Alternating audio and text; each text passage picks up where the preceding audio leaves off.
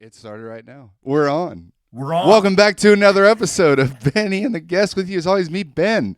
Today, I am joined by Jacob Gapsch, a friend I can call, and mostly known. It's weird because I just want to clarify before we start. I'm going to call him Gapsch the whole time. That's not an army thing. He's just been known by that That's pretty correct. much his whole life. So, That's Jacob correct. Gapsch, Ben, welcome on the show. how are we doing, Ben? Ben We're forever, doing good. buddy. The kids are off at playtime. I'm up here. I got a nice cold bush light to start the day. Damn, already? What time is it there? It makes me feel comfortable doing this. It's don't worry about the time. For all people know, it's like 5:00 at night. We're fine. Oh, Um, shit. That's funny. Gapsch, we went to high school together, and then he correct. was also in the army, and he's also a country music superstar now.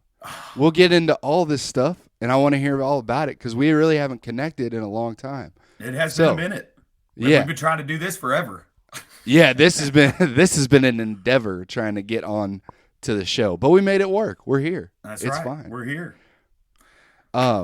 Gabs, tell me, number one, just where you're from, because I know you kind of got to Vienna a little later than me. Yeah. Tell me about where you're from, your family, and what that was like all about. Like from not just like beginning. from where you came from, but coming to Vienna, what was that like and stuff? Well, it all started in Rolla. It's where I was born, obviously. Rolla, Missouri, which is only like 25 minutes down the road from Vienna. Grew up there. It was all right. Good childhood experience. Had a lot of friends there. But then about 8th grade is whenever my mom met Chuck Hodab from Vienna. And then she started hauling me out there every weekend. And then the next thing you know, I was getting hauled out there every day. And me and my mom would literally get up at like 4 a.m, get ready, and drive all the way from Vienna to Rolla just so I could go to school and she could go to her job. And then finally I was like, Mom, what if I just give Vienna a try? I'm so tired of getting up this early to go to school. Like, this sucks, and she finally let it happen. So I used Chuck's address, and then that's when I moved to Vienna about my freshman year, I think is what it was. About 9th grade is whenever I showed up, and obviously fell in love with school, with the whole place. Made some of the best friends of my life. Still sticking around today. But then here, we had meteorology class together, a couple math classes. We had a Definitely couple classes current together. issues with Mr. Bird. Oh, that yeah. class. Yeah. We'd get in a lot of arguments in that one. I try to explain that class to people, and you just can't. You can't No, we fathom just the read a idea of that newspaper every class. day. Yeah, you're just literally arguing about current issues, which is like now what everybody does. So it was Right. interesting. But then let's see, high school. So it was I think it was my sophomore year, right at the end of it, started thinking about college. And my mom, she was a single mother, raised me, my brother at the time. She was pregnant with Madison, my little sister, who Chuck's her dad. But, I just didn't really know what I was going to do about college or how I was going to pay for it, so I had to do a lot of thinking. And then Sergeant Shoup was at our school quite a bit, recruiter for the National Guard. He conned me. He got me. He came to my house when I was 17. Got your ass. Yeah. That's right. And he put some Did he paperwork- come out there? He came out to your house to talk to you? Oh, yeah. So, Oh, I, man. at the school, I talked to him. We got into it. We took the ASVAB, whatnot. This guy comes to my house with a bunch of papers, and because my mom had signed me in because I was only 17. So he sits down, and we're talking, and I'm like, so what can I do? And he's like, well, from your ASVAB scores, looks like you can either be a police officer or a truck driver. And I'm like, what? That's it? I'm like, okay. Well, I guess I want to drive a truck. I don't want to be in the cop deal. So my mom had to sign the contract. I remember we were sitting at the dinner table. She looked at me and she was just like, are you sure you want to do this? And I was like, yeah, sign it. So she signed me in. And then my junior year of high school, that summer, was my basic training in Fort Jackson, South Carolina. And this would have been in 2000. Should have been 10, right? Or 9. 9 or 10? I can tell you right here. Hold on. I got all the information I need Yeah, right he brought here. it. Let's see. I was released from there. When is this? Here it is right here. Okay. DD214s. You know what They're I'm not talking easy about? to read. They're not easy to read. They're not easy to read. But I'm going to say that it was probably like, it was before 2010 for sure, because that's when I graduated. So it had to Yeah. be like '08, You '09. did split ops, right? You did Right. basic one summer and then your AIT Yeah. the next. Yeah. So my junior year summer, at went to basic training in Fort Jackson. So it'd been like '08, '09, something like that. But it was an experience, I might say. I still tell people to this day, I would rather go back to Afghanistan than basic training. Really? You're like one of the Yes, few that didn't like. Yeah. Damn. bro. What? It It was rough. well, we were attached to an infantry unit whenever we were booked out there, you know. So I mean, they stripped you down hardcore. I mean, you got off that bus and you had no more life. I mean, they took absolutely everything from you. And mind you, I was a 17-year-old kid, you know, still kind of a mama's boy, big time. Obviously, I had a single mom. I remember throughout the whole thing, I had to write letters home. And then the very last day before graduation, they finally let us use the payphone to let our Oh family know yeah. we were graduating the next day, which our family already knew, you know, but they just let us call home. And I remember I called mom, and as soon as she answered and said hello, I don't know what came over me, but I just broke down like a little baby back. Oh yeah. Oh I yeah. started bawling. I Yeah. was like, I got to get the fuck out of here, man. This place sucks. And it was awful. I mean, it was a great experience. I mean, because I mean, I get it. They gotta make sure you're mentally fit to do it, you know. And I mean, I'll never trade it for anything, but it was rough. But at the end of it, I mean, it was a good experience, you know. I think it's so great because I did that too, right? I even when I went throughout basic, we didn't have cell phones or anything. You made one call on your cell phone at the very end to Yeah. let them know you graduated. But you're writing these heartfelt letters Oh for like yeah. you're in your feelings for no fucking reason on like a Saturday. You're like, this is hard. Oh I yeah. I was 17. I'm like, everybody here says I'm gonna die because I'm a truck driver. They said 88 mics get blown up all the time. I was like freaking out. Oh yeah. man. Well, and you're joining right in, or what was it? 9 to 10. Yeah. That's still at the height of the war. Like that was Oh when hell shit was yeah. going down. Oh So yeah. that's pretty. Did they emphasize that when you were going through like Yeah, through well, basic I'll and tell you AIT? right now, whenever, like, there was a moment, like, they do training classes in a room where everybody's, like, falling asleep and gets smoked for falling asleep, but they do the death of PowerPoint. But there was this one time they went around the room and had everybody stand up, introduce who they were, and they got to me, and they were like, "What's your MOS?" It was like 88 Mike, and every drill sergeant up there was just like, "Ooh." And I'm like, well, "What the fuck's that mean?" Like, what the fuck, you know? But I mean, it was all right though. I mean, I was a very quiet person in basic training. I kept my mouth shut and head not really down, but dude, they made me a squad leader, Oh and yeah. they left me as the squad leader pretty well throughout the whole basic training. And then I remember at the very end of it, whenever the captain and like the big head first sergeant was coming around introducing themselves to all the soldiers that were in their unit, they got to my bunk, shook my head. They're like, "How old are you, son?" I go, "I'm 17." And every drill sergeant behind them's jaws dropped. They were like, "What?" Like, this is the first time I ever spoke in front of them, really. Yeah. I never talked to them ever. But Do it I think it's funny that because I was the same way, right? I go through basic AIT, I kept my head down, pretty yeah, quiet. But I think that's so funny coming from knowing you. Like in high school, me and you both are not necessarily the most quiet people in the world. right. But you get there and you're like, oh fuck, I'm out of my element. I'm not dealing with this shit. Yeah, Let's that's shut the exactly hell what it up and was. I get mean, through I this. remember the first time I ever saw somebody get smoked. Not even smoked. This guy didn't even have to do any punishment. For some reason, we had this drill sergeant. I think it was Hines was his last name, but dude, this guy was a hard mother effer. I mean, he would light you up. Okay. And I think what happened is we were in line to go do something, like we're getting equipment or something like that. And this one kid accidentally ran into him. And bro, he had this kid on the ground, like curled up like a sad puppy dog, screaming at him. I mean, that terrified me. When I saw that moment, I was like, for the next 6 weeks, I'm just gonna keep my fucking mouth shut. Not gonna say a damn word, you know? It was awful, bro. Scared the shit out of me. Had Yeah. no idea what I got myself into.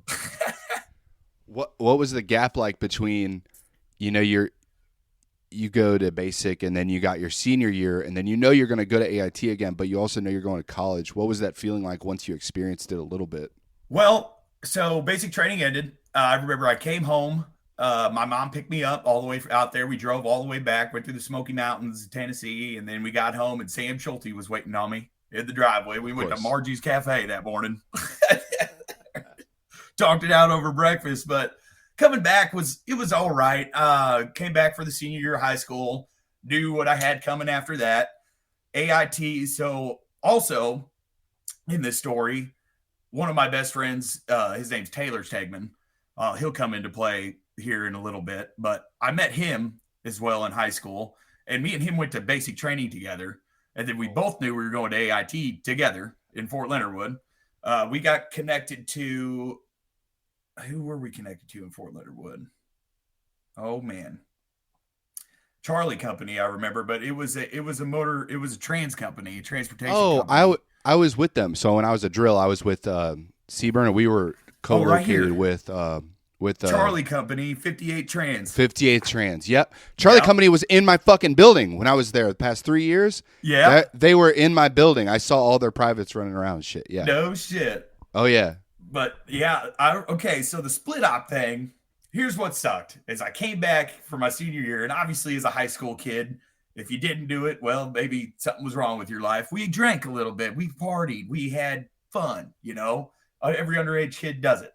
So senior year, I was athletic. I was 19. I was probably in the greatest shape of my life. So like PT and stuff didn't really bother me that bad. But I remember getting out of the senior year, we get to Fort Leonard Wood, and we got there earlier than the people coming from like their basic trainings or whatever. Yeah.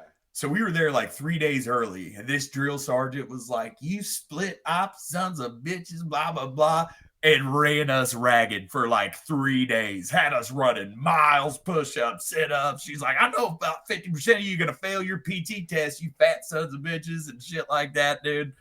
But I don't know. So, the best thing about it was having somebody familiar, like my buddy Taylor that was with me. Like he was from Jeff City. So he was right up the road. So throughout basic training and AIT, me and him were battle buddies. We shared bunks. Like we were always together. Crazy. yeah. But that really helped out, I would say, with AIT big time. What else happened at AIT? Oh, I was the cadence caller for our whole entire platoon. Yeah. We made the privates call too. Yeah, it's well, it's kind of stressful sometimes at first. Obviously, I'm a country superstar. Yeah, exactly. This is where it all began. This is where it all began. No, it was all right. I marched us to graduation, marched us everywhere all the time. Learned how to drive trucks, became an 88 Mike. But what really got me is the vehicles they made you drive. Basically, the entire time we were there, I drove a semi-truck and a 5-ton. That was it. That's the entire time I was there. That's all I drove. And, which is most likely not what you drove when you left. Hell no. Humvees, 5 tons. I mean, those they keep giving them to the National Guard, and I know why, because they don't use them anymore. Like it's weird. It's kind of strange. And then so AIT, we get through that whole summer, and here I am, 19, about to go to college with the boys. Everybody's going to Missouri State. So I'm like, all right, I'm going to sign up. I'm going to go Springfield. It's going to be badass. Well, I sign up, get down there. I'm living in my dorm. Zach Shaney's right across the hall. So is Sam. Like, we're all just having this blast. Seth Duncan was even there too. Oh yeah, I went and saw y'all for Halloween one year. That shit was just for that experience. It's insane. Yeah, it was just insane. But I mean, we were all living together, and Trek Blackwell was my roommate at the time. Yeah, he was my roommate. And then, boom, I get a call from this guy, Sergeant Luttrell. He's from my actual unit, which is the 1138th Transportation Company.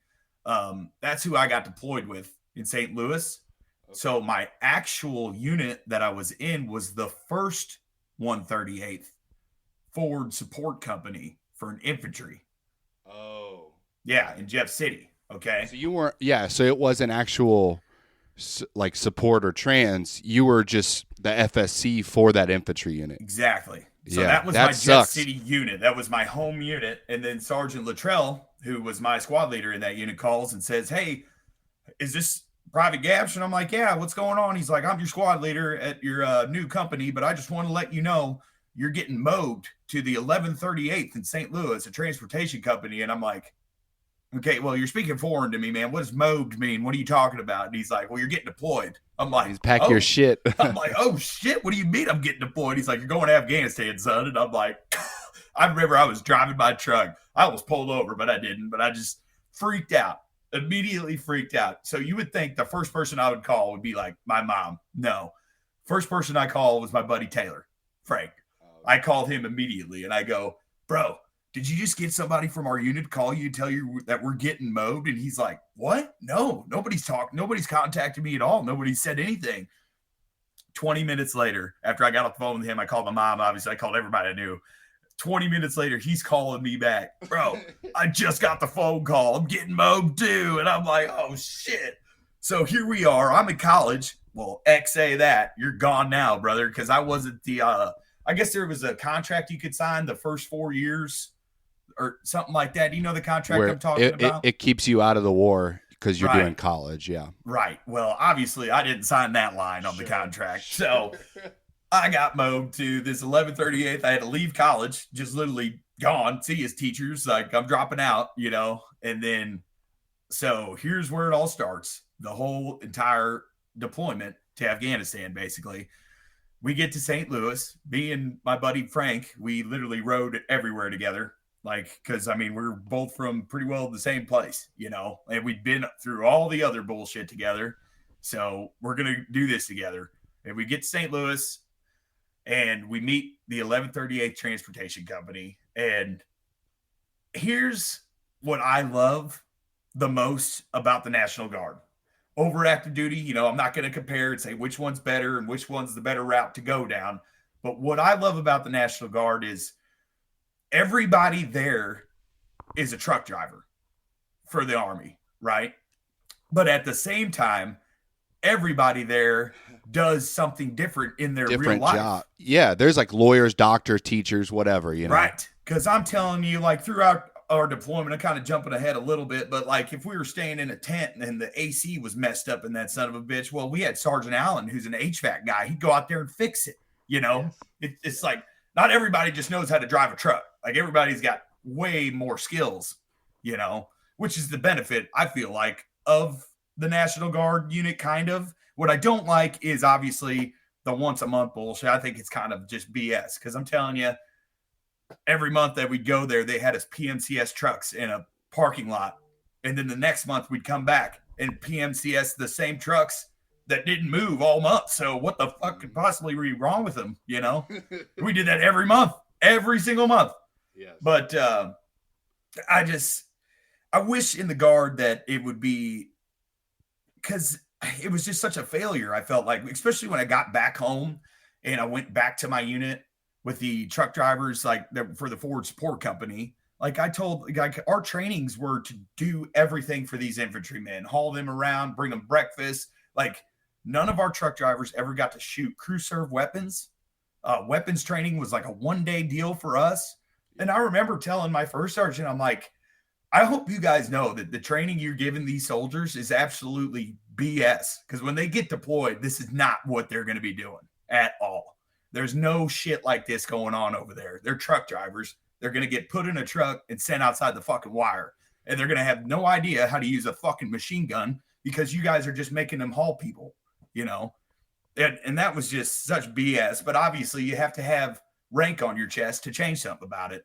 And in the Guard, it's tough to get ranked up because you don't go in front of a board like you do at active duty. You have to have college credits. There has to be a spot open. Somebody has to retire. Yeah, that's the hardest part, like waiting for someone to die or Right. get out so you can actually move up instead of on your merit. And if you're like just a specialist, like you're not changing shit, buddy. Like you're not going to change. You're not going to make a change.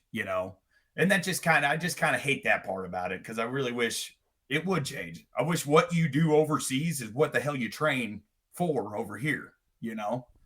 Sure, that's the whole motto, right? Train as you fight, but it's never followed. Never followed. Rarely. So Yeah. that's what happened to us. We got attached to this 1138 transportation company, never trained with these guys ever.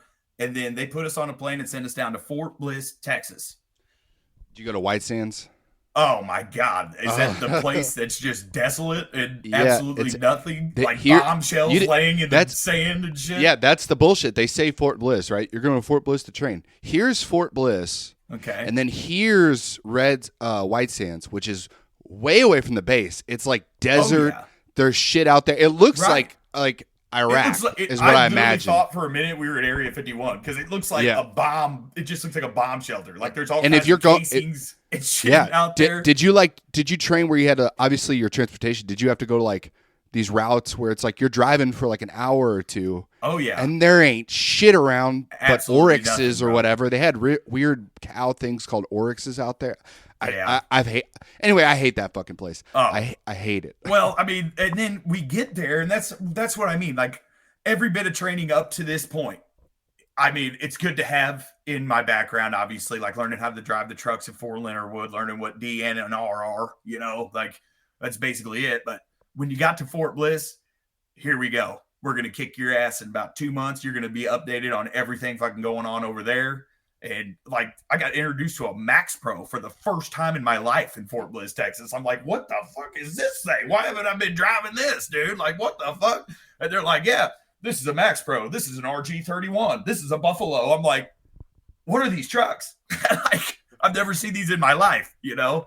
And I mean, they get you up to speed on that. They teach you how to drive all them trucks. They send you through some bullshit trainings like MMA fighting. And then you got to learn a little bit of their language. And then they tell you all about, you know, war rules and shit like that. Like if somebody Yeah, the shoots ROE and shit. Yeah. if somebody shoots at you with an RPG and they drop it and run, you are not allowed to contact. Like just like you're out of your effing mind. Or I remember one time this guy told our whole unit that whatever caliber weapon they're shooting at you with, you need to use the same caliber back. And we're like, what? What the fuck are you talking about, man? If somebody's shooting at us, we're going to shoot back, bro. Like, it don't matter what kind of fucking gun I got in my hand. I'm not going to sit there and think about, oh, hey, Ricky, is he shooting a 9mm or is he shooting a 357? What do you think? It's just, the rule of war, those are some weird-ass rules, but I get why they got to do it, but I really feel bad for the guy that has to tell everybody because it got so out of hand though, because the first like 5-6 years of it was the Wild West, right? Right. And then they cracked down because of certain little fucking instances, and then they just cracked down on everybody, and then it just became like you're talking about. If they drop the gun and run away, you can't shoot them. They just tried to fucking kill you. What's wrong with you guys? Like, yeah, then I mean that's a legit deal. Like that guy literally said that, and I felt so bad for that guy. He was like a captain or something like that, you know. And he was in our room. He basically, even before he started saying these things, he was like, "Guys, I'm going to give you the rules of war, but I'm just going to let you know you're not going to like them, and you're probably going to hate me by the end of this. But here we go, you know." And yeah, he had the whole room booing him, and they were pissed. But anyway, yeah, we get through Fort Bliss, Texas, and then we get to fly overseas. So this is when it hits. I'm like, holy shit, man, here we go. Like I remember like it was yesterday. We get on this plane, we fly overseas. They bring us to this little place in Asia. It's like a Malaysian place. Like we had to stop there and get our armor plates first. Kind of. It was like a drop off of the commercial flight to get onto a C-130. Basically, you went west though. We went right over Afghanistan the first time we flew. We went over Afghanistan, east of there, and it was like a little place in Asia that we stopped, and we stayed there for like a week. We got mobbed there, and we got our armor plates. They gave us our uniforms there. It was basically like if you were going to basic training and getting all your shit for the first time. Right, your RFI. We call it RFI. Basically, is what it was. So we spent a week there, and then boom, we get on a C-130. Oh man. There was a bunch of old timers on there. There's guys in this. I wouldn't have traded my unit from St. Louis for anything in the world. I love absolutely every single person that I was deployed with. I mean, I was absolutely lucky to get deployed with this unit I was with, because the experience just combined of all the people, like there was guys that were in their 35, 40 range, but that had been deployed to Iraq, Afghanistan like 3 or 4 times. I had a sergeant in my unit, or in my platoon, Sergeant Mack. That son of a bitch had been to Iraq like 6 times, been to Afghanistan like twice. This guy drinking coffee, you should have seen him. I mean, he would. This is how he would take drinks. I mean, that was him all the time. Didn't matter. Yeah. Morning, night, day, like at all times, he was like that. But the experience combined with these guys was absolutely amazing, because I remember we got on the C-130 to fly into Afghanistan, and they were just fucking with us young guys so hard. They're like, "You boys ever been in a combat landing?" And we're like, "A combat landing? What do you mean?" They're like, "Well, they ain't just going to land this thing softly when we get there. They're going to do a combat landing." So a combat landing is, this plane is way up here in the sky, okay? And then all of a sudden, here's your landing strip. So they just nosedive it like this, and then flatten back out and land it, which is the craziest theory I've ever been to. You think you're gonna die? You truly think you're about to fucking die? Floats. You're just floating. You're like, oh my god, this is what it feels like when a plane's going down. Like, insane, dude. But our landing was successful, and then they opened the back hatch, and I remember we were full body armor, full helmet, all this shit. And you gotta remember, I'm 19 years old. The only thing I care about really is I want to keep living. Like I want to make it through this. I'm terrified. I'm absolutely shitting my pants. I'm a truck driver. I've heard all these rumors that we're just gonna get absolutely just shit on. And I remember they opened that back hatch, and we got out there on the fucking asphalt, and I looked around, bro, and it was just nothing but mountains everywhere. I mean, they looked like you could touch them, but they were obviously really far away, because I immediately started freaking out, like I was ducking my head like this and shit. I'm like, oh my god, I'm gonna get sniped. Like, just like I was just terrified as soon as we got off the plane. But then they put us on a bus, took us to our barracks on Bagram. So we were in Bagram, Afghanistan, is where I was deployed to, and that was kind of our like home base. We had a big building there that was actually really nice quarters. It was like a little miniature Holiday Inn. But I was there. Were you on Disney side or Disney? Whatever. There was Disney. Okay. I was over on Disney side. It's the shit side. Yeah. When I was there, it was the shit side. I think it was built up more when you were there. We were in a yellow building, like a 2-story building, yellow. It was right off of the main drag, and it was right across the street was the chow hall, the gym. There was a tent there for people mobbing out, like getting out of there. And then like a little laundry facility, a little coffee joint, a Pizza Hut was right there. But we got that building and we moved in. And I remember the very first effing night.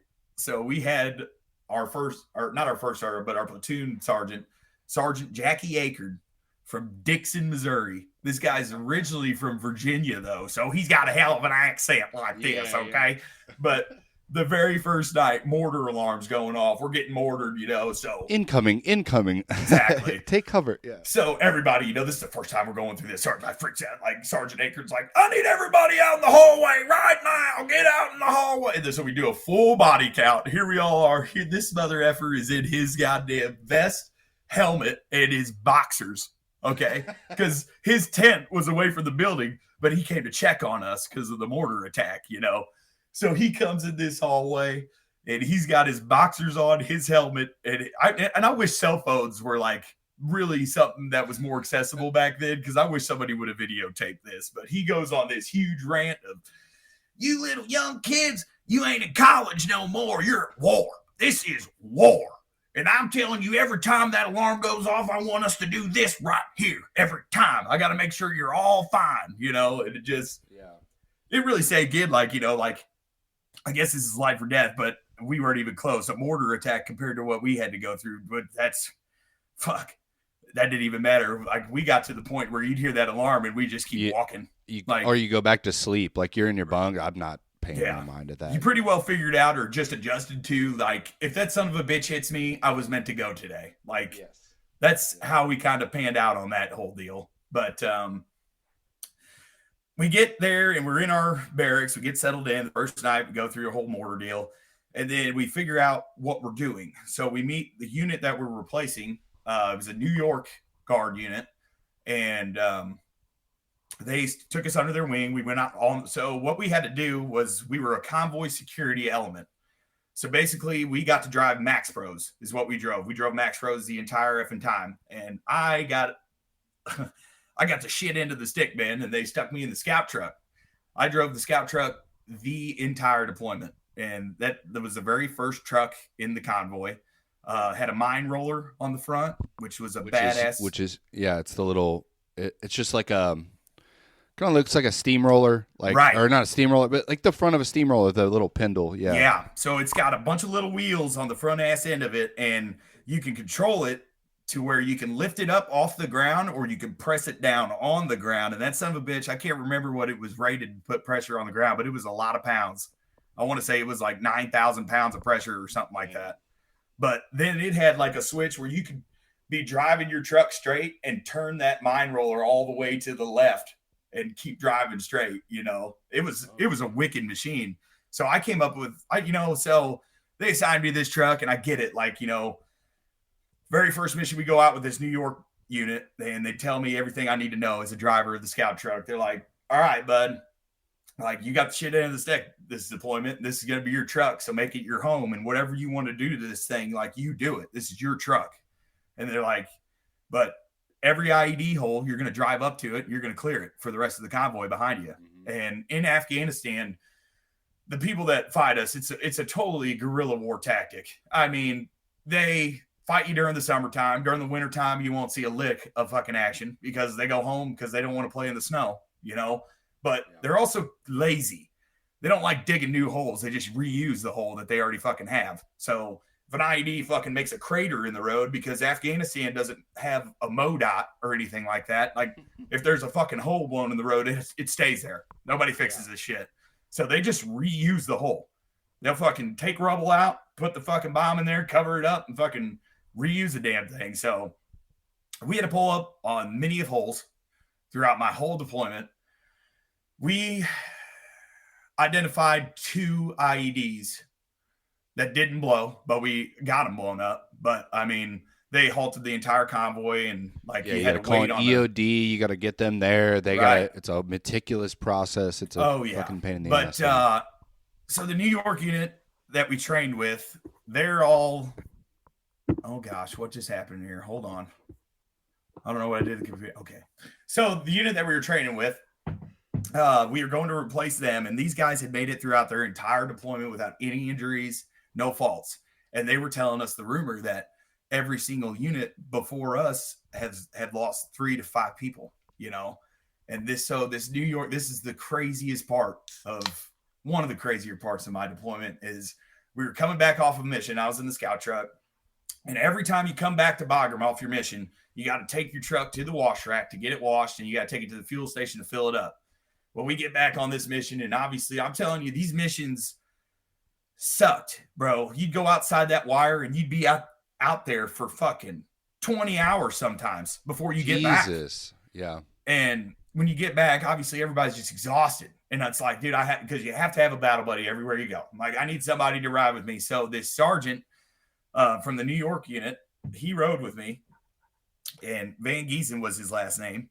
He rode with me to the wash rack, told me all about his life, and we're like, this is the first time I met this guy, and then I brought him back, and we got out of the truck, and we parted ways. Well, the next day, they had an actual mission without us, and they went out, and they got hit, finally, and 3 guys died, and Sergeant Van Giesen was one of the guys. Fuck.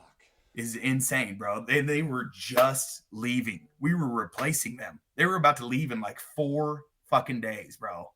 So, I mean, that was awful. Obviously, that hit us fucking real hard, because we were like, shit, like this is it. This is real. Like, it's real, When that moment happened, it was like it changed me. It went from being this scared little 19-year-old kid to, I don't know. I can't explain how it changed. Like, it just snapped. Like, you're a man. You're pissed now, and you know what?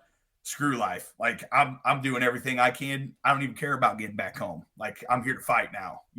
Kind of that mentality. I think there's a big change in your mind of when you like see that type of shit go down. You go, oh, the world is not like a great like a safe place. It is Right. dangerous, and like there's no time to fuck around anymore. I got to take care of myself to take care of others. So that sounds like that's what you kind of shifted towards, you know. Right. Right. That like that whole mentality just kind of changes. And I mean, so after that all went down and happened, that unit left finally. So here we are. It's our turn. Like we're all by ourselves, and like no more of them helping us out, whatnot. So my convoy, we were called the bandit unit, is what we were called. But we had one convoy commander, Sergeant Beck was his name, and then our lieutenant, Lieutenant Kidasari, he'd come out every once in a while on the road with us when he could. Yeah. But the scout truck thing. So, you know, they told me I could do whatever the hell I wanted to this truck. So, first thing I did, because I thought it'd be a genius idea, and I wish I would have got a patent or something because I'd probably be a millionaire. But the mine roller has its own little power box on it. Okay. And this thing in front of your truck, you can extend it 8 feet up in front of your truck. Like you can get that thing 8 feet out. Good. Yeah, it's a good distance. So what I did is, so now in my lifetime, what I do now is I'm a fabricator. I work with metal. I weld. You know, I do a lot of aluminum, a lot of steel projects and stuff like that. So I welded these steel bars to the front of it. And I had the mechanics order a light mounting kit because they put these lights on the side of our Max Pros. And it was like a kit that came in a box, and you hooked it up to your power, and then there was like an aux switch inside where you could turn those lights on. Yeah, we decorated our scout truck with them. That way, whenever we pulled up to a hole, you could light that hole up like big time, see clear as day in it, right? So I took one of these light kits and I welded it to that mine roller. Okay. And so you got it on the front of the mine roller? Like it's like, so roller. It's peeking over. Yeah. So I made it look just like 2 headlights on that son of a bitch. Okay. So what I would do is when we'd go out on the road, I'd put that thing 8 feet out in front of us, turn them lights on, and shut absolutely every fucking light in our truck off. Okay. Every fucking one of them. All you would see are the lights on that mine roller, because the reason I did that is they said, like, they told us, like, these IEDs are either pressure plate or they're pulled by a trigger. And what they'll do is they'll use items on the side of the road to figure out when you're going to hit that sumbitch and pull the trigger. You know, you got the rock, like stupid rocks or stacked up or something, or a post or anything like that. So my idea was, okay, we only traveled at night. We never traveled during the day. We went out at nighttime only. Okay. Like the only time we were driving out there in the day was because our night mission extended into the fucking day.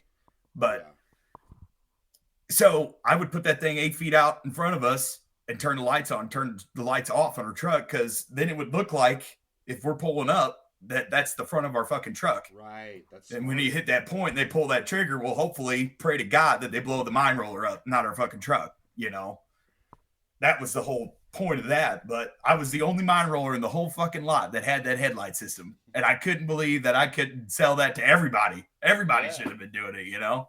But luckily, throughout my whole deployment, I never got hit by an IED. I mean, our unit as a whole got hit by 3, but everybody lived. We came back 100%, which is awesome. I couldn't believe that because, you know, everybody was banking on, you know, the last unit just lost 3 guys. So which 3 of us are we going to lose, you know?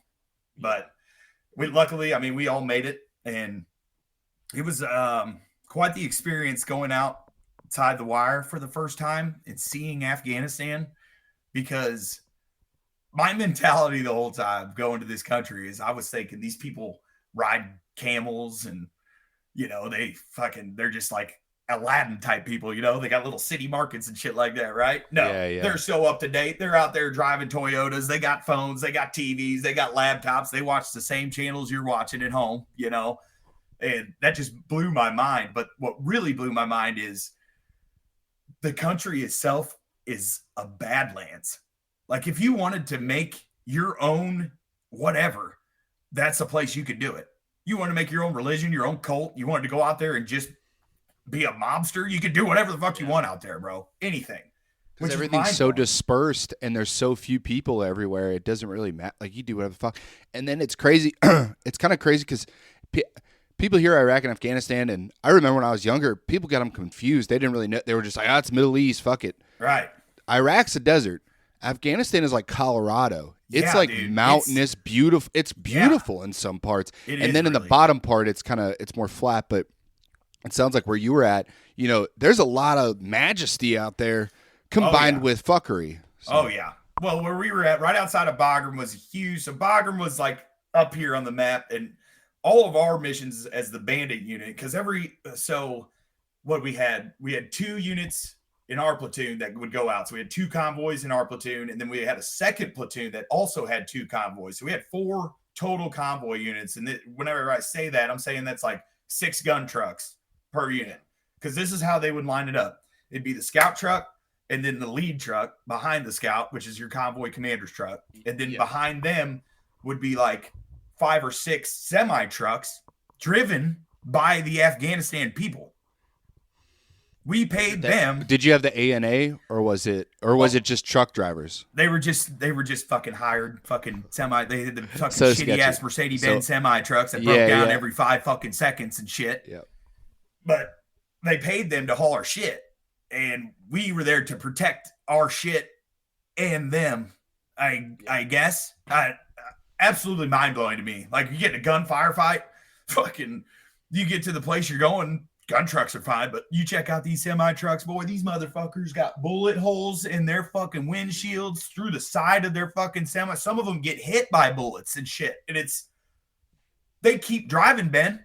Yeah, there's inshallah. There Just was keep one guy that going. got shot Yeah. in the fucking leg while we were out there, and he made it all the way to the fucking base and got out of his truck, and he was limping toward our medic.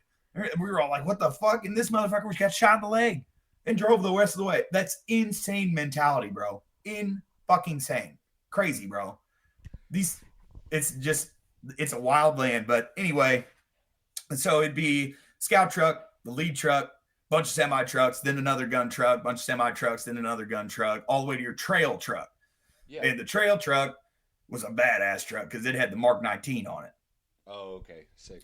Yeah. So the reason they put the Mark 19 on that very ass end truck is basically when you're in the ass end truck, you're facing the 6. You're watching our back. Like, that's your job. So you can't have that Mark 19 up in the convoy, because if you're going around like a turn and there is a firefight to the left, and say we're going around a turn, you got that Mark 19, well, there's a chance if you're in the middle of the fucking convoy with that Mark 19, you could hit one of the gun trucks in our convoy. If your adrenaline's rushing you, you're fucking just shooting. But that's why they put that in the very ass end. My truck had a 50 cal on it with a 240 Bravo side mounted. So pretty sick, pretty badass little setup. And then obviously everybody had their M4 on them, and their M16s and shit. Other than that, I'm trying to think what else. And we had a wrecker. We had a wrecker in our in convoys case breakdowns and stuff. Yeah. Yeah. And then that would be the whole entire convoy setup. And I would say, fuck, man, I did a mission every fucking day, every goddamn day. We turned and burned. Our colonel, 9 months or well, we got extended because the unit that was going to replace us failed their training in Fort Bliss and had to get retrained for 2 months. So we got stuck over there. I went over. So I got deployed in 2009. yeah. Like right at the end of 09. And I got home in 2011 from Holy Afghanistan. shit. Yeah. And That's ass. our colonel was Colonel, again, I don't even, what the fuck was his name? Colonel Ryan. That was his name. He was a West Point graduate. And all the fuck he cared about was getting his next leaf, buddy. He didn't give a shit. So he was just pushing you guys hard? Our captain, at the time, I won't mention his name because I don't really like him too much, but he was a wuss. And he never stood up for us. He never had our back. We would get back from a mission after being on the road for 18, 19 fucking hours, and we'd go back to the barracks, take a fucking nap because you're going back out tonight. You're turning and burning is what they would call them. Yeah. And these missions, I'm telling you, you go outside the wire, your max speed is like 20 miles an hour. Yeah. And then you got all these semi trucks breaking down constantly. So these missions are there was never a mission that was less than 20 hours ever. Because it never goes perfect. It's never going to go right. Oh, no. Yeah. Every time we went on that road, we were at least on the road for 20 plus hours. All right, guys, quick break. Let's talk about something important. Your old gym gear. If you're still working out in that old stretched out shirt from high school, it's time for an upgrade. That's where Breathe Fire Apparel comes into play. They're not just about looking good, it's about showing up, putting in the work, and pushing past the easy route. My favorite, of course, from them is fuck the easy route right across the front. Their gear is built for people who take their training seriously, but don't take themselves too seriously. Comfortable, durable, and straight up badass. No gimmicks, just quality. So if you're ready to level up your workout wardrobe, head on over to breathefireapparel.com and use the code Benny10 for 10% off across the store. That's breathefireapparel.com. Use the code Benny10 for 10% off. All right, back to the show. It got to the point where we just knew what was going on, and we knew that we were going to be living in hell for the next year. But you go with the flow, and the only thing you can do is just, the people in your truck become family. Like every single person that rode in my truck with me, I still keep tabs with them to this day, like as if we were in that truck yesterday together. Like it's just wild, that connection that you keep, because the entire time you're in this fucking truck in the front of the convoy, every time you pull up to a hole, it's like, well, this could be it. Yeah. This could be this could be the time it happens, Because these aren't this isn't like a grenade going off. These are it's a IEDs they blow. These IEDs, some of them average between 300 and 400 pounds of HME, Yes. which is homemade explosives. Like, I'm talking like a big fucking bomb wrapped with nails, staples, fucking whatever they can find to throw in there to just be shrapnel, to just mess some shit up, Yeah. And like, luckily, I mean, throughout that whole deployment, obviously your asshole was puckered the majority of the time, but we found two. I mean, when you find one, holy fuck, you're like, there's wires. Holy fuck. But I mean, I couldn't hit reverse faster. I mean, we're out of there. See ya. Like, fucking back the fuck up. Like, I'd get on the radio myself over my truck commander, which is like the guy in the passenger seat. That's usually a higher ranked sergeant who's a TC truck commander. But me as the driver of the scout truck, if I got to get on the whole, bro, because there's a little switch for your comms. Basically, you wear headphones in the truck because it's loud as fuck in there, and you can talk to everybody in your truck on these comms, or you can flip the internals, and then you got external, right? Right, you can flip a switch and talk to the entire fucking convoy. So I mean, I'd get on there and be like, "Yeah, wires." As soon as I'd say that, my reverse lights are on, and that truck behind me is backing up because I'm fucking coming. Like, we're getting the hell away from this hole, Yeah. And then EOD'd come out there, boy. That's the fun fucking part. Whenever they'd come, wow, they'd blow that shit to smithereens, brother. Oh yeah, they'd fucking blow. Those guys it are up. sick. Yeah, but it always amazed me that the two times we did clear them, when EOD would go out there and do their thing, that they never blew up on their own. You know what I mean? They would blow them up intentionally.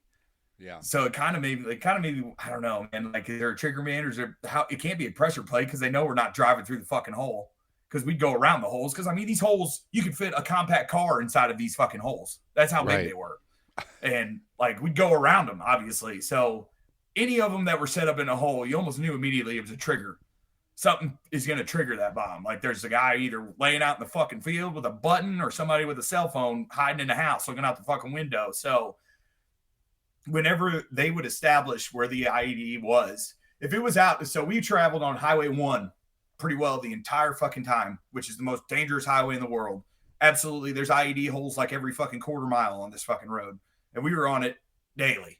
But if it was, a lot of it was just desolate, like desert land, but then you'd run into actual, what we called the bads, because every single one of the towns you go through, the very last letters on their name was bad. So we call them the bads. There's like 3 of them before you got to where we were going. And if there was an IED like in one of the towns, not only would EOD come, but a whole fucking unit of Marines would come, and they'd start banging doors down. Yeah, because they're trying to figure out who the fuck did this. Yeah. Oh, it was nuts. And they'd even take guys out of our trucks and shit sometimes to go help clear. And I never got the experience, because I was, obviously, when you're a driver, that you're the truck. Yeah. You stay in that seat the whole fucking time. You don't move. Like that, you're in there, like settled in. You don't get out. You don't fucking fire. You don't do anything, Yeah. So that was quite an experience with the IEDs. And then I remember the very first time we were coming back from what they called Ghazni. Okay. Ghazni was a southern place that we would go to. That was it was a little fob, basically, just like of infantrymen. And what we would do, our whole main goal was hauling equipment to these fobs to build them up, which was kind of neat, because this Ghazni place, like whenever we first got there, it was like really tiny, couple tents. Like we had a tent we stayed in. But then as the year went on from all the shit that we were bringing down there, this place just blew up. It got Yeah, they built huge. hard structures. They got way better Right. reinforcements. I mean, it's insane what they did over there. Right. Oh yeah. But Bagram was that was the main motherfucker. That Bottom's eight a miles city. wide, 8 miles long, I think is what Yeah. they always said about I it. used to Something ruck like it. I used that. to ruck the perimeter, and it was like 10 miles all the way around. I mean, it's Yeah. insane what they've done with that place And they had or what they live did. minefields on Bagram. You remember that? Yeah, yeah. They had people. I That's- remember driving by them. Sometimes they had people out there clearing them and shit. Like, Did you ever that's go insane. to? Did you ever go to Kandahar at all? No, our so second platoon. So our platoon, we mainly went south. Like both of our convoy units in our platoon, and then second platoon's convoy units went north. They went Okay. north to like towns like that because we always went down to Ghazni and what they called Warrior at the time, Mhm. and then there was a Fob Lightning, and then Yep. there was quite a few. But I remember one time going down there. We were right outside of Fob Airborne, is what they call it. And Airborne was this little infantry fob that was right before Highway 1. After you pass this fob, you're on Highway 1 all the way to fucking Ghazni. And it's forever, right? Well, this one time, we're pulling down there. We get in front of Airborne, and you would think, being a big desert land and all that shit, like, they don't get any bad weather. No, fuck you. When it snows, it fucking snows over there. Yeah. It doesn't come down in inches. It comes down in fucking feet. So here we are driving. We get in front of Airborne. And on this mission, I actually got to drive the lead truck because I remember I was with the convoy commander because the convoy commander at the time was our lieutenant. And they say you're not supposed to show favoritism, but the lieutenant obviously fucking loved me and wanted me to drive his truck. So I drove the convoy commander's truck. But I remember he got on the BFT over there, which is they call it the Blue Force Tracker. And it's basically a computer in your truck that shows you where all the other convoys are on the map, where you are on the map, where there might be IED possible points and shit like that. But also you can type up to the TOC, like your main base, and tell them what's going on. So the lieutenant got on there. He's typing like, hey, it's snowing its ass off. We're in feet of snow right now driving. The unit ahead of us in a convoy said, do not come up here. We are at a standstill, have been at one for like 4 hours. So what's our colonel saying back? Push forward. Sure. Here we are, right outside of fucking Airborne. All we got to do is go left. We can go stay there for the night. Let this shit pass over. No, push forward.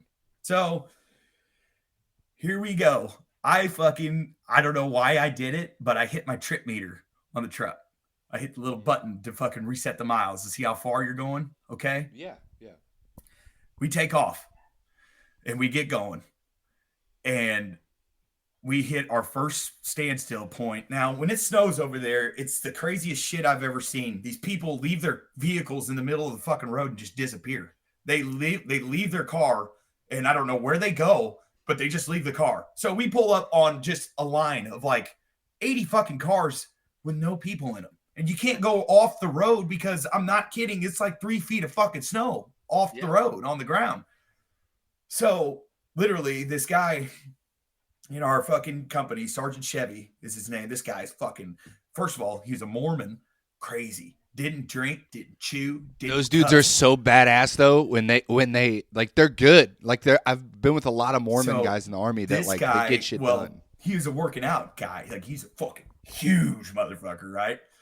He got out of the truck because Sergeant Mack was in the scout truck with him. He was driving, and they had the A gunner in the back, get out, get in the driver's seat. Sergeant Chevy got out, went up to these cars. It had a battle axe that he carried on his hip just because everybody had some kind of fucking weird ass fucking tool they carried with them. But he took that fucker out and started breaking windows and putting these cars in neutral and rolling them off the side of the fucking road. Oh, wow. Then because the first time we pulled up, like, we sat there for probably 9 hours before we finally did that to just move, bro. Yeah. And so we're pushing. We finally get to a point where there's cars coming this way and going that way. So now we're just in the biggest fuck up you've ever fucking seen. Yeah, you don't want that on a convoy of all this shit going on around you in the middle of snow. So here we are. Okay, the sun comes up. All right. And we're out here on daytime now. Okay. It's daytime. So here we're out here. We're trying to control traffic. We're just trying to get our fucking convoy. We've already been on the road at this point for fucking like, I think we're 23 hours in, maybe something like that. So here we are. We get a clearing and then we're pushing. And I mean, we're just going so slow because these semi trucks, I mean, there's fucking so much snow on the goddamn road. They can't move. So then the talk, they're asking us about our fuel levels. And I'm like, our fucking fuel levels? You should have worried about that fucking whenever we asked you to stay fucking airborne. But anyway, so here we are. They make us stop.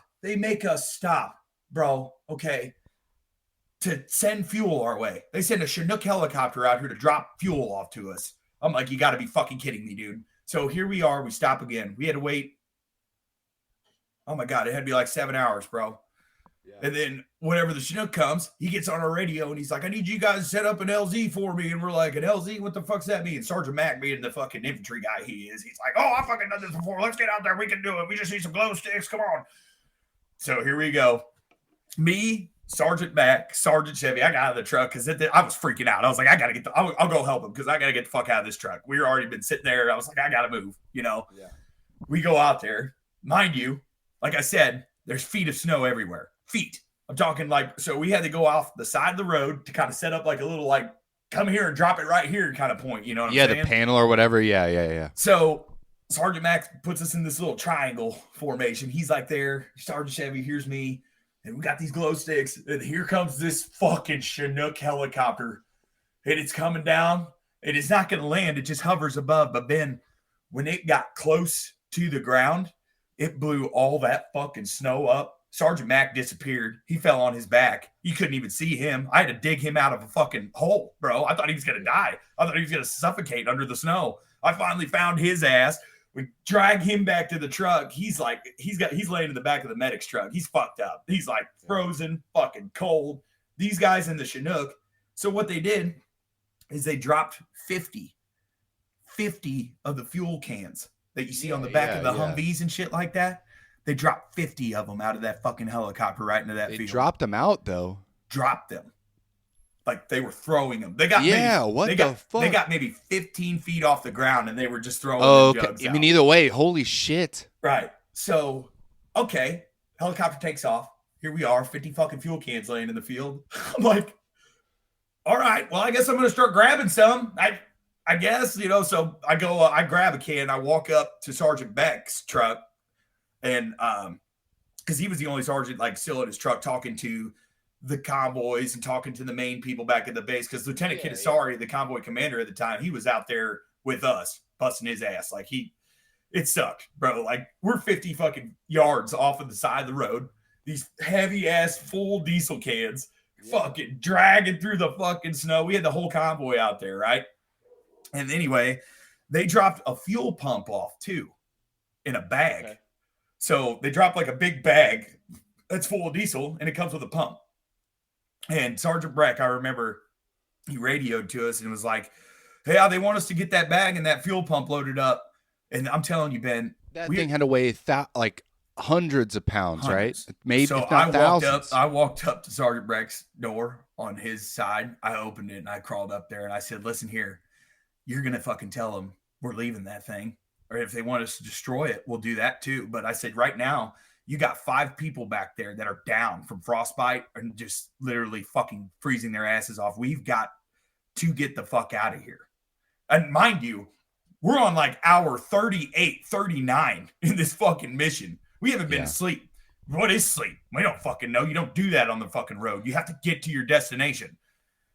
So finally, he said, fuck it. We left the fuel bag in the pump. We left it. We said, fuck it.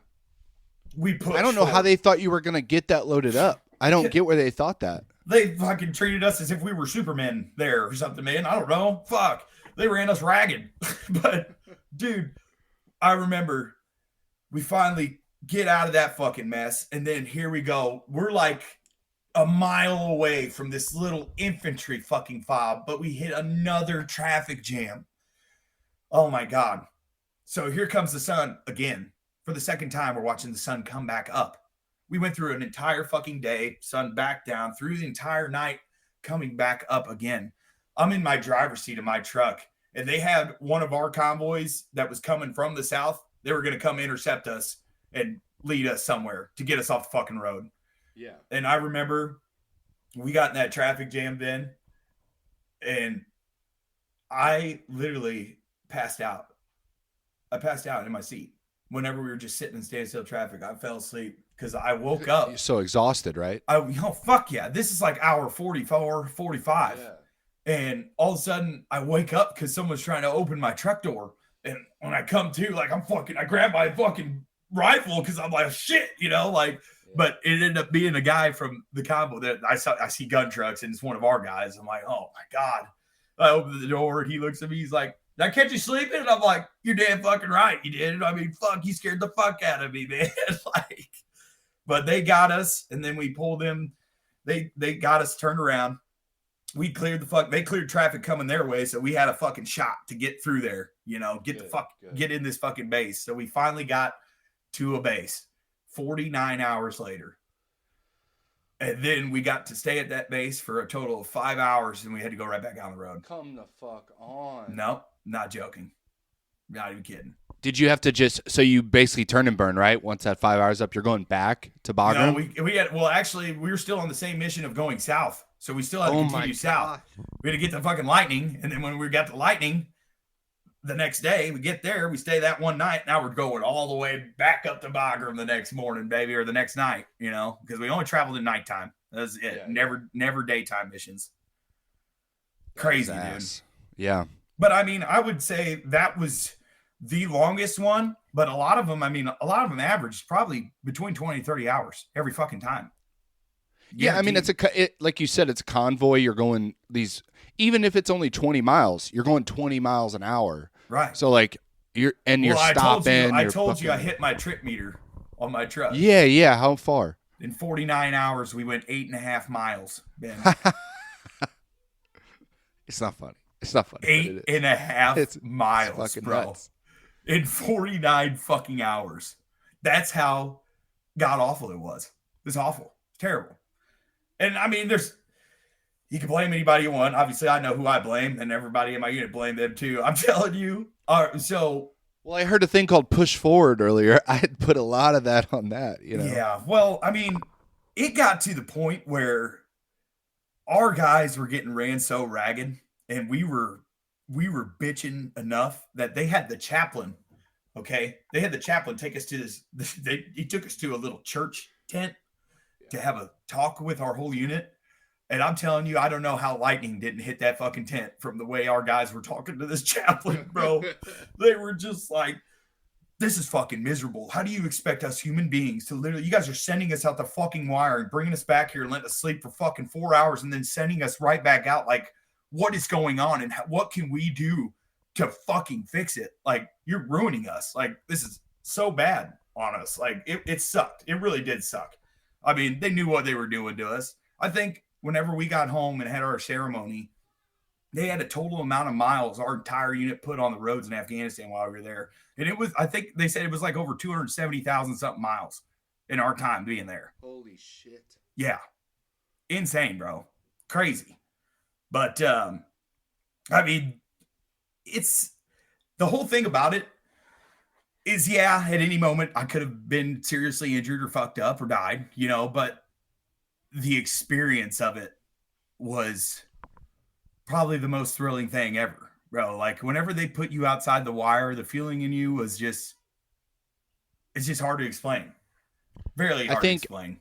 I think anyone that goes through shit like that, right, whether it's a good deployment or a bad deployment, you build, your life gets changed after that and you become a different person, but it's in a better way most of the time, I think. Right. Like a lot of people complain that it ruined their lives and stuff. I don't think I think a lot of people, they benefit from it and makes them so fucking resilient and strong. And like, it's definitely a mentality game because I've seen it. Like, I've seen some of the guys I've deployed with, like, it seriously fucked them up. Like, I've seen a couple of them, keep tabs on Facebook, that you can just tell, like, shit's rough for them, and it's just, I don't know.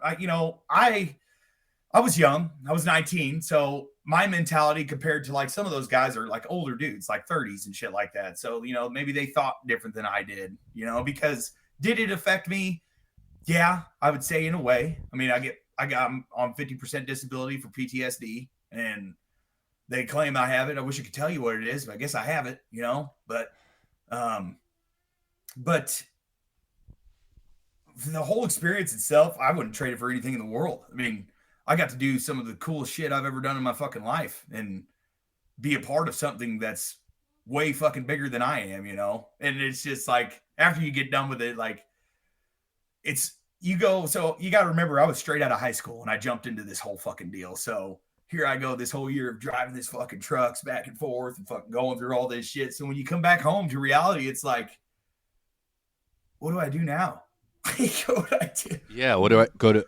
And you're 20, you know, you're 20 at 20 this years point. You're old. like, what do I do? Go to school?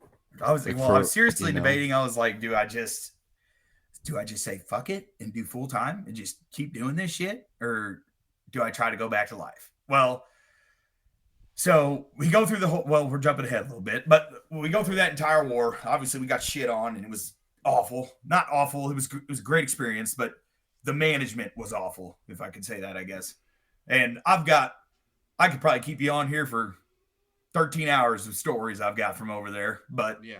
try to keep it a little wrapped up. But we did a shit ton of missions over there in our time, and then the unit that was going to replace us, they failed their training, so we had to stay there for like an extra 3 weeks. And then, mind you, whenever they got there, we had to train them for another 2 fucking weeks. Yeah, the left seat, right seat of like showing them Right. stuff, right? Because Right. you guys have probably so much like SOP built up of, hey, this is how we do things. This is what worked, what didn't. And you got to show them all that shit. And Oh, that's a yeah. fucking lot. But you're also like, I want to get the fuck out of here.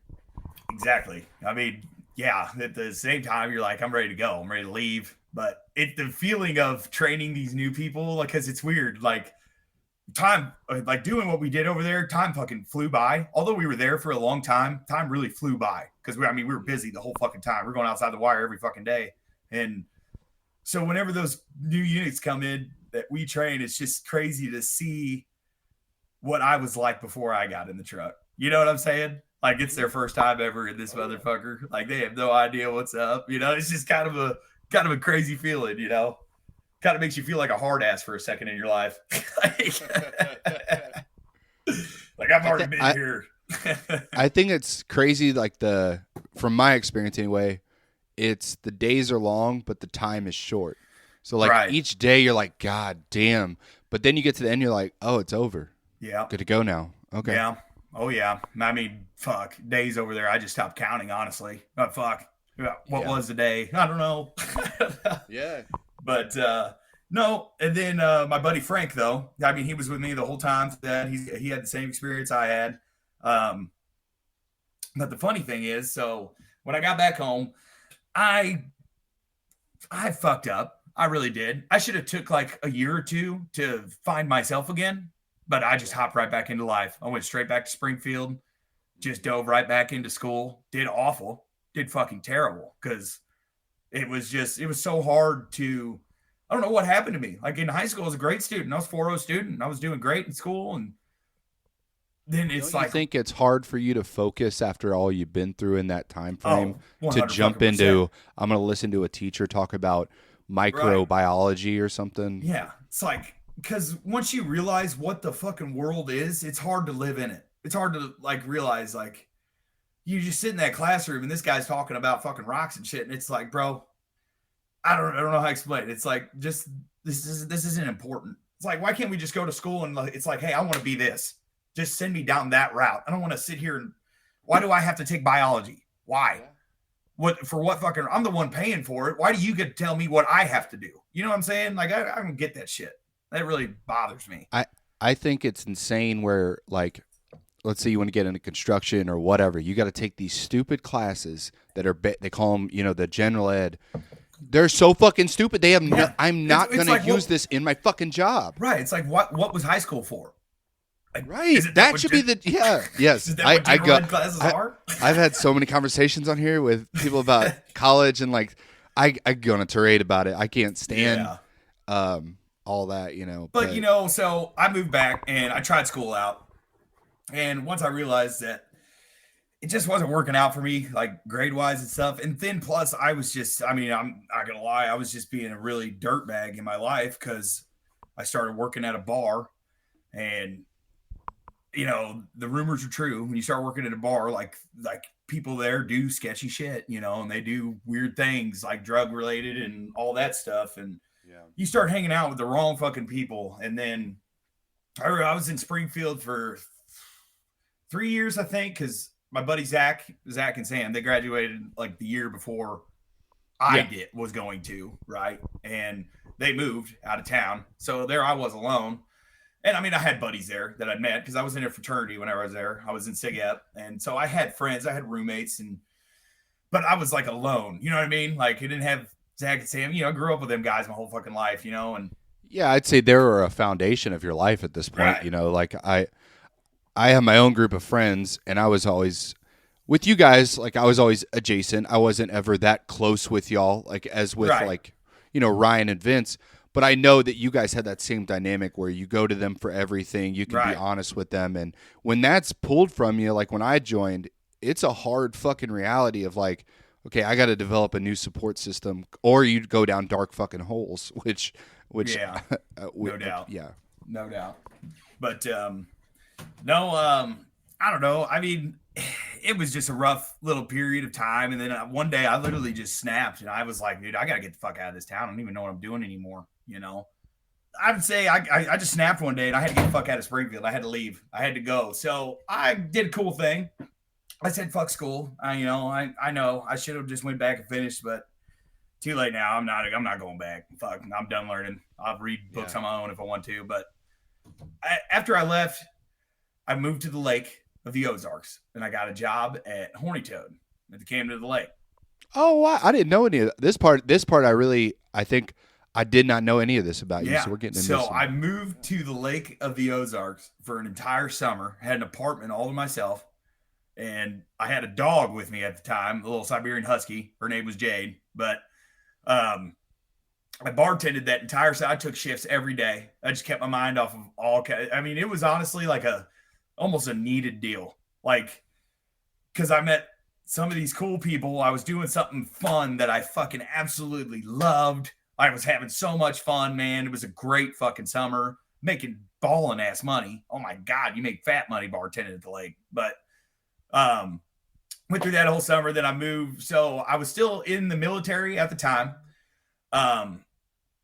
Had to do drill once a month. So it's almost like you don't even really remember being in it because you only had to report somewhere once a fucking month. And it's 2 days, right? It's like 2 days. Yeah. And it always fell on a fucking weekend where something was going on. Every fucking time, man. Every goddamn time. Fuck. Every time something fucking badass is going on here, drill. Yeah, Fuck. I gotta do drill. Yeah. And then they had AT 2 weeks out of the summer. So that's the annual training shit, right? And then they'd ship you to fucking, sometimes you go to Fort Riley. You'd go down to, there's a fort in Arkansas that we went to quite a fucking bit. I can't remember the name of it though. Was it Redstone Arsenal or was it Rucker? Rucker. Yeah. It was Rucker. We went down there for AT quite a bit. And then I went to Wyoming one time for AT. There's an aviation unit way out there. We send people up there. It's Fort McCoy. Yeah. Or was it? Yeah. Yep. That was it. And it's a big training one. Yeah.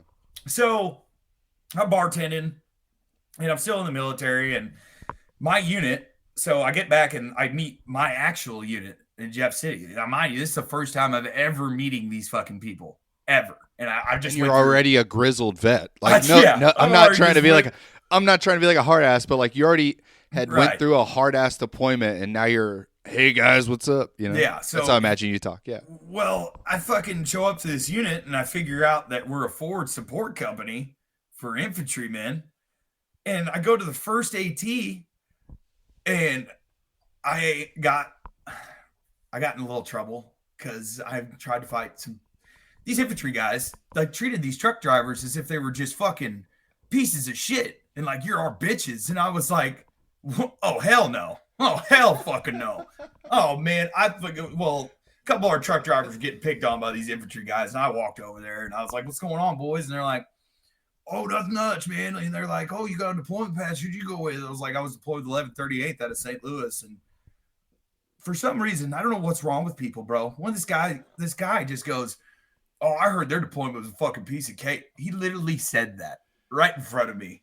So instantly, before I could even get words out of my mouth, my hands flew up and I grabbed him and we went to the ground immediately. I mean, I was ready to kill this motherfucker, like pissed as fuck. But I got pulled in the first sergeant captain's fucking office quarters because of what I did, and I didn't get in any Article 15 trouble because I just gotten back from fucking war, Right. and and They know. They have to know what a little happened. bit. They were like, okay, like that kid got more trouble than I fucking did, but they pulled me in their office and I literally let them have it. I was like, everything you're teaching these kids out here right now, all they're doing is hauling these people around and dropping them off at firing ranges and turning around, go picking up more and dropping them off at firing ranges. I said, you need to keep them there and teach them how to fire, because when they get deployed, they ain't going to be just hauling people around. They're going to be outside the wire driving, and they got to know how to use these fucking weapons.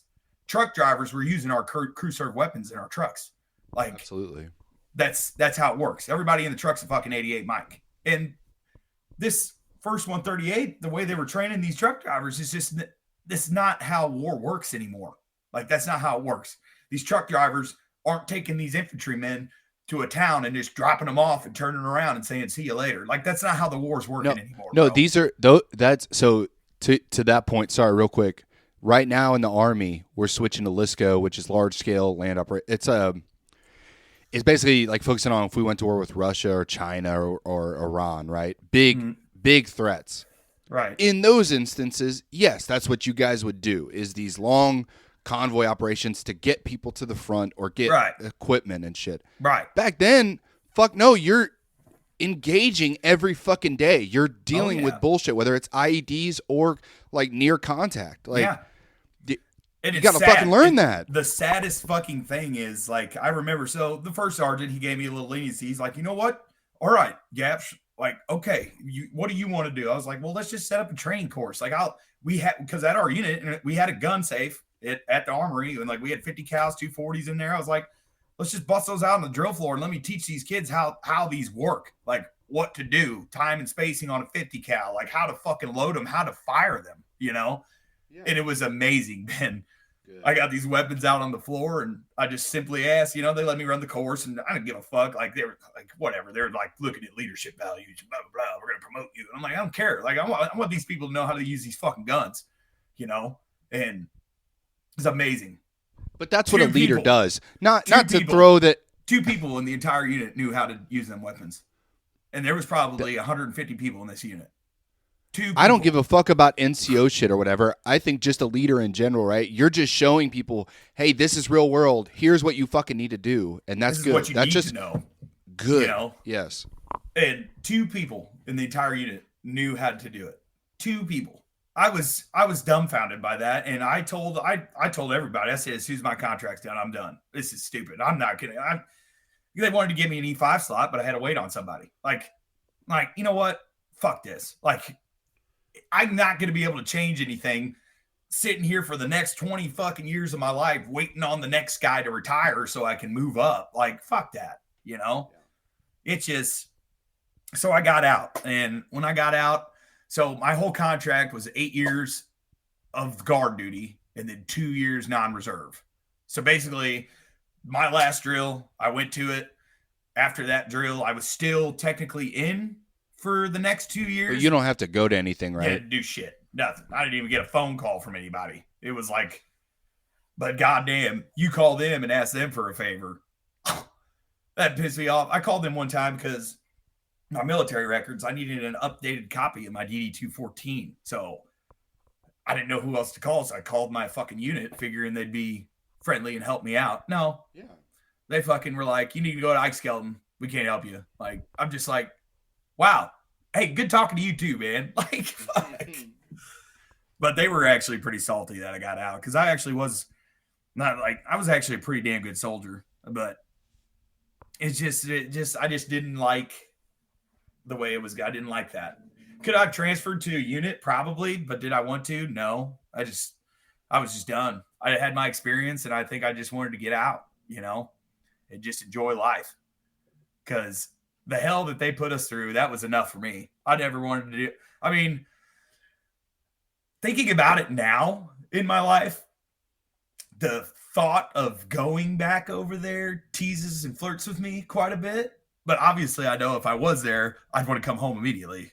You know Right, what I'm right. saying? And what you went through is that was a moment in time that's gone now. That in the Right, past, even when I went there, it was not that way. Um, it's dialed down. I mean, Afghanistan, obviously, that whole clusterfuck, it's gone now. right, right. And Oh, that was a Iraq fucking is. shitty deal too. Oh, I was going to ask you about that. How did you feel about that? Because I had my own thoughts on it. But how was your thoughts when they pulled out? I'm telling you, for being over there, we got to see everything going on. You know, the whole mission of us being over there was to win hearts and minds. No, the whole mission of us being over there was we were going to take over this fucking country and we are going to use it for fucking money gaining issues is what we were going to fucking do. And at the same time, here we are training their people and teaching them how to defend themselves, and we're giving them our fucking weapons and we're giving them our Humvees, and what we're doing is we're building these guys up so we can leave and they can protect themselves. We The whole world just saw how big of a fucking joke and a waste of time that fucking was. Oh my god. I'm pretty sure as soon as we left, the Taliban walked up to the base and the motherfucker who was supposed to be operating it just gave him the key. Like, yeah, here you go. 100%.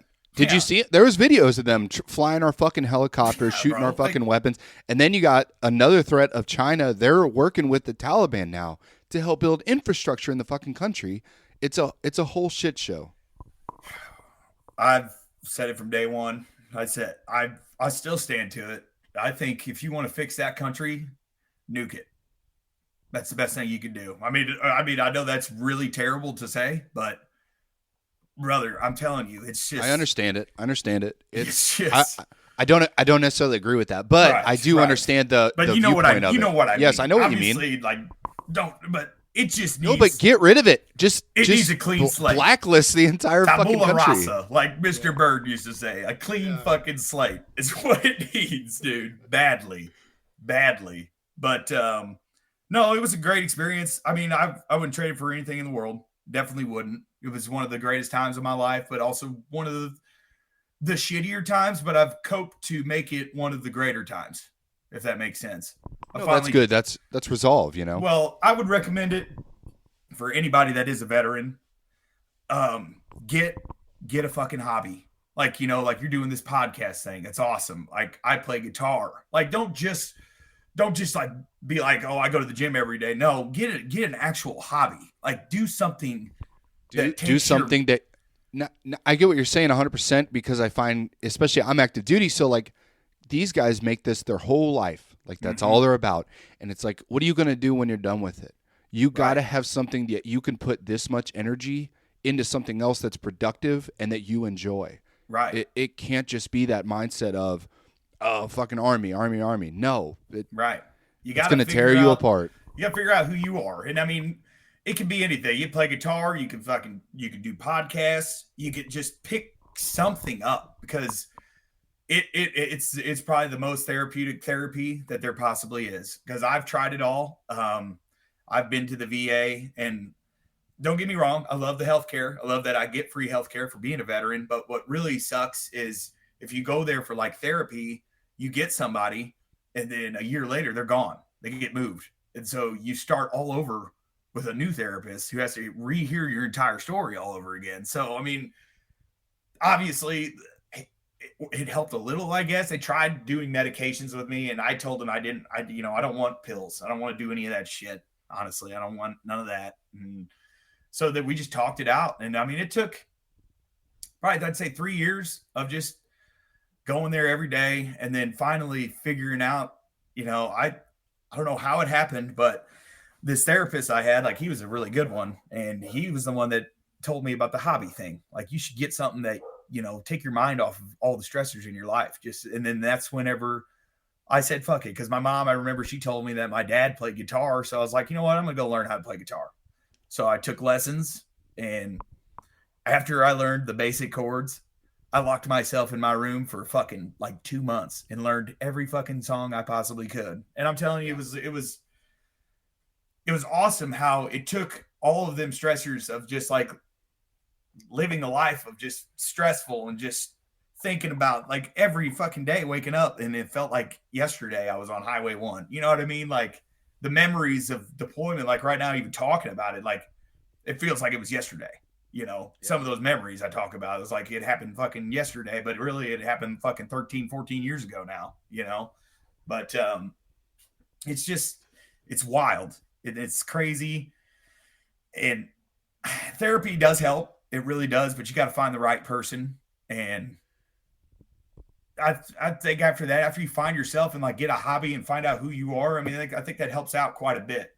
And then you can cope with what you've been through and turn it into a positive, man. Like when I thought about Afghanistan back in the day, I thought, fuck that place. It was shitty. They fucking sucked. What a fucking terrible time my life was back then. Like, I feel like I was fucking forced into it. And like, no, like, you know what?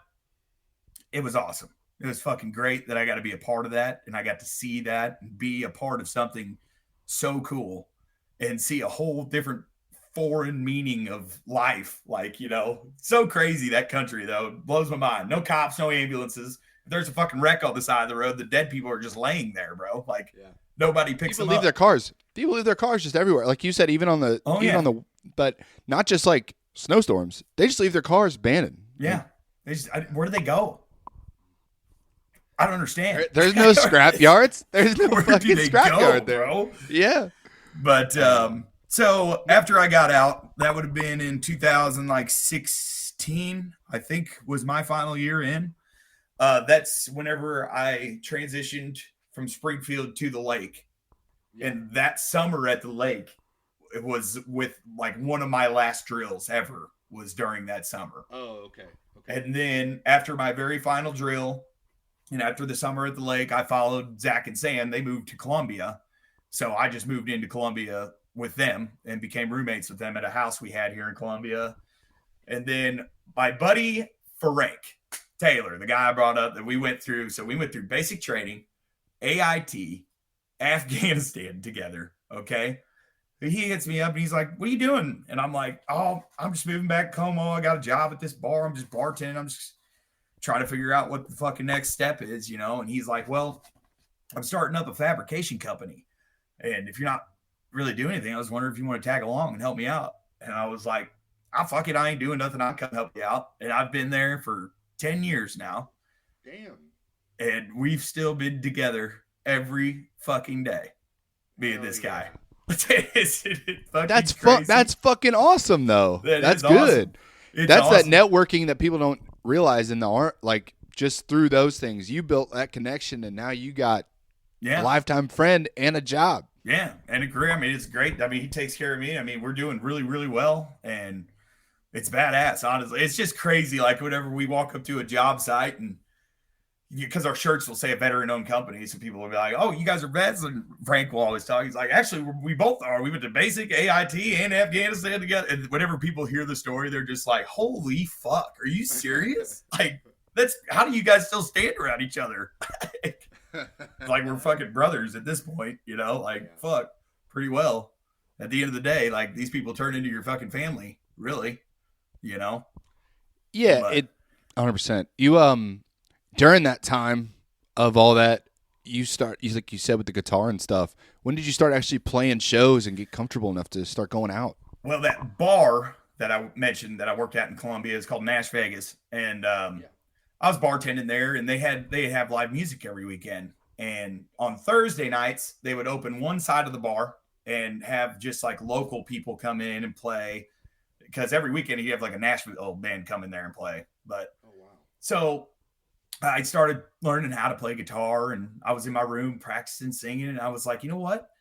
I think I could do a set. So I asked the guy that owned the bar, Conrad, I was like, "Can I have next Thursday night and play?" And he was like, "You play?" And I was like, "I've been practicing. I'd like to try, So he put me up there one Thursday night. Boy, I just went to town, and he fell in love with it. I fell in love with it. Next thing you know, I was doing it every Thursday night for like 3 years in a row. At Nash Vegas, I'd play every fucking Thursday.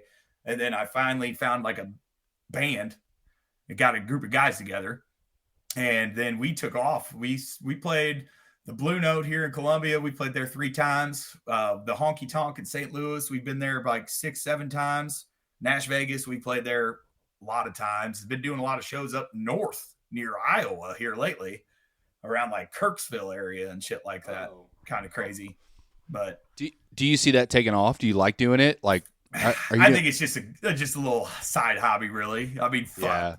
Yeah, At the end of the day, when I really, because I'd say the biggest thing for my deployment is it made me a very, very realist person. Where it's like when I think about that music, like obviously I'd love to be a fucking rock star, but there are a million of me. There's a million of me that all want to be rock stars. You know what I'm saying? yeah. But hey, It's one day hard. if I write the right fucking song, maybe that'd be cool. But Right. until then, it's really just something to have fun with, kind of, and I enjoy doing it. Like I just absolutely love the fuck out of it. It's really fun, super fun. But Yeah. Do you find in those moments, because I know here, like when I'm recording a podcast, like we talked about, you kind of lose all those stressors of life. Does that happen with you on stage, oh especially, yeah, or oh yeah. Whenever I start playing guitar and singing, I mean everything, it just goes away. It's just it like melts away, right? It's right. so beautiful. It Yeah. is like everything. It's just you're finally sitting there, and it's finally just you. Like I don't know how to explain it. It's like whenever I'm up there playing like the song that I'm about to sing, it's like I don't even think about like thoughts or memories don't even come up in my head. It's like how do I want to sing this song? Like how would I fucking pour this song out? Is what I think, and then as soon as I get into it, it's just it's awesome. It's a great feeling. It's super sick. Yeah. I was telling my wife right before I came on here with you, I freak out right before every recording because I go, I don't know if we're gonna be able to talk. I don't know what the fuck. Like, I gotta edit all this. Fuck. And then I get on and it all melts away. Then I'm like, oh, it's just a conversation. We're just Oh yeah, talking. dude. And then I'm like, I'm entranced by most of my guests, 99%. I'm like, holy fuck. Like you're telling the stories about IEDs and shit. I'm like, oh my God. Yeah, I know. It's Well, it's good to talk about because I always see. I'm not like because veterans. Some of them get to me. Yeah, there's some of the veterans out there that are fucking veterans. You know what I mean? Like they're fucking yeah. hardcore vets. But I'm more of the type that I don't really let people know that I was even in it. I don't really bring it up. It's not like my first subject that I bring up when I'm talking to a person. So I mean, Exactly. there's friends of my wife's, like, or my wife's friends that I've talked to here, even like within the past few months, who are just now finding out for the first time that I was in the military. Like, it's something that I'll talk about if someone wants to sit down and pour it all out, like we were doing like right here, right now. But any day of the week, like I don't just bring this shit up to nobody, because half the No, and you time, shouldn't. You shouldn't bring that up all the time. right, Nobody's asking for that, and it makes you like you talked about. There's some vets out there, especially in the social media world right now, that like all they do is lean on it, right. and it's getting fucking old. It is. It honestly is. It's like at the end of the day, you fought for your country, and to you, whatever that means to you, yeah, that's great and glorifying. But don't overpower it. Don't be that vet. Just be a cool vet. Just be somebody that did the damn thing, and just keep it to yourself. And like if somebody wants to talk about it, obviously, yeah, go ahead if you want to. Open up and tell them all about it. Because my toughest thing is some of these stories I've told you. Like I got all the paperwork right here and shit to prove it, but it's like it's hard for somebody to believe some of these stories, like, because they're just insane. Like they would think like there's no way that they treated you guys like that. And it's like, well, they fucking did, bro. Like that's how I it think worked. me hearing that, like I don't even bat an eye. I'm like, yeah, that sounds exactly right. Like Yeah, I I don't. mean that's just I how think it I fucking think worked. regular people that haven't served probably think it's insane, Right. but I mean it's part of the life. Oh yeah. Yeah. And that's another thing I've just, because what really gets me is, a couple of times, me and my buddy Frank, we go to these job sites and we've been to a store. It was in Rolla. We had to go rent a generator. And we go in there to rent this generator. This kid that was in this store, fucking boy, I don't know what the hell was wrong with him, but he was like, "Yeah, I tried doing the military. I was gonna go to basic training, but they didn't let me go to basic training." Or no, wait, he said he went to basic training and then he said he couldn't go to AIT because of a knee medical problem that he had that they found in MEPS. And I'm like, I don't Then understand. they How would, did yeah. How did you go through Your basic training if you had a MEPS issue? I don't. survey says you're full of shit. Yeah. Yeah, it's just I don't know why some people fucking try to gloat that shit, and then I just and I get it. I mean, I got buddies that I was deployed with that I still follow on Facebook that are fucking like hardcore veterans. You know what I mean? And it's just I don't get involved. Like if you look at my social media, I barely post anything, which I really suck at. I should get better at it, but I just don't want to even get involved. No, Honestly, I was telling someone the other day if I could do this without posting anywhere, and it would like get more people, I would Right. do that in a heartbeat. I hate social media. I can't stand figuring out how to work it. It's a Right. fucking nightmare. Oh, I know. Whenever I gotta make fucking, I gotta make little banners for my shows and shit. Oh, Yeah, God, it's like I just want to put this in the picture. How do I put this in the picture? Yes. I'm like, Lacey, Good. can you help me out, please? Yeah. I don't know what I'm doing. And let's talk about that real quick. You got married. I got married. Yeah, man. Yeah. So, okay, when I moved to Columbia, Nash Vegas, obviously, I swung the girls in playing that guitar, and Of course. of course, no, I met Lacey. So let me just, well, I guess we can dive into that a little bit. My whole relationship status of life. Let's see. College, I was dating a lot of Hooters girls, kind of crazy, wild ride. And then when I got to Columbia, no shit, I dated another Hooters girl for a little bit. And then we broke it off. And then one night, Lacey came into the bar, and I'd seen her in there before. Like she'd come because I bartended there. Like I'd seen her in there with her friends, so I knew I'd seen her before, but I didn't know her, right? Yeah. And the craziest deal is at the time she had a boyfriend, and I remember I was going to Nashville with my family, and I get this message on Facebook Messenger from Lacey Brockman. I'm like, what the fuck? She's like, hey, I heard you're going to Nashville. I'm going to be there this weekend too. You want to go get a beer somewhere?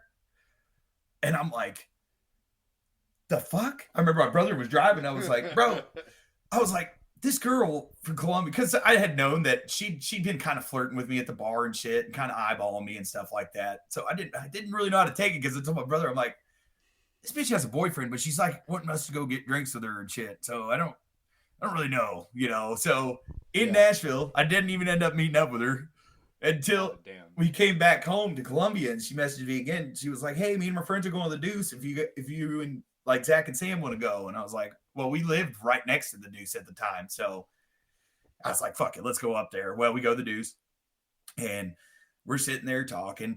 Well, just found out that she just broke up with her boyfriend. Oh yeah.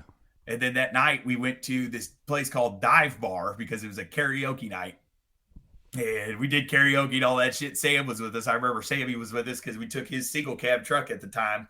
And we left the dive bar, and he was driving. Lacey was in the middle. I was in the passenger seat. We were already holding hands. And I'm telling you, after that night, from that night on, every day we've been together.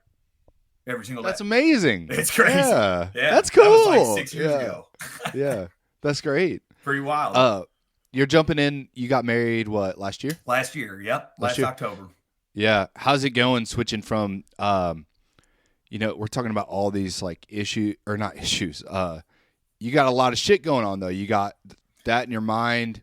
Right. Going through the VA and all that, and you meet Lacey, and she has to take that on at a certain point. She was the piece of me that I've been missing for a while. Because I mean, I'd say after war, bro, like I was a sloppy dude. I didn't give a shit about what t-shirt I was wearing. I didn't care if it had wrinkles in it. I didn't care about my shoes. And was it clean? I fucking eat dinner and leave the dishes in the sink for fucking 3 days. Yeah. But she is a very clean person. She has a very good sense of style. She has taught me so many things about cleanliness that I've just never done before. And she's an anchor that I need really bad, She's just yeah. She's just fixed a lot of shit in my life that need fixing, really. Yeah. That's good though. That's what we need. Yeah. Oh yeah, for sure, definitely. And then of course Gapsch, I got Sam's dog too. Yeah, is that That's him on the wall. And then that's the wife's dog right there. You're still up in Columbia? Yeah, still here in Columbia. Okay. Yeah, and then you're still working for my buddy Frank. We're still Frank, doing I was actually just with him yesterday, obviously, because we were working. But and do you have a pretty set gig up there at Nash Vegas, or? Nowadays I just played because they got a new Thursday night guy. Because the deal was, I mean, it gets old once you start playing every fucking Thursday, the same shit over and over and over again. So Anthony Wilkerson is the guy's name. He's the main Thursday night guy now, but if he ever needs a break, he'll hit me up and I'll just go play. So it's probably like once every couple months I'll play there. But then I have a lot of random weekends where I'll have a big show with my band somewhere out of town. Oh, that's kind of cool though. Yeah. Yeah. That's pretty well. Other than that, I'm just working full time. What about you? You said you're getting out. What are you going to do? I was looking at teaching, but it's right. just not the paycheck's not there. Fire department, I think, is the way to go. I got some hazmat certs from here, and I'm trying to take an EMT course. So yeah, but I got some buddies. Can't you take those courses through the military? Possibly. I'm trying to. I finished my degree, so it's hard when you already finish your degree to use other shit. Gotcha. And but Fred, yeah, and then Justin Ramsey. Yeah. Justin's a 42 Alpha warrant. Oh, fuck. And yeah, he's like a CW 2 or 3. What's Fred now? Fred's a staff sergeant. He made staff sergeant in like 4 years or less. That's probably because he fucking kills PT. He's AGR. He's been AGR like half the time. See, I think if I would have been AGR, I probably would have stayed in because that's a really good job to get a hold of. That's what I'm trying to do, but I can't look at it till 6 months out, which kind of sucks. But that's what I'm looking at.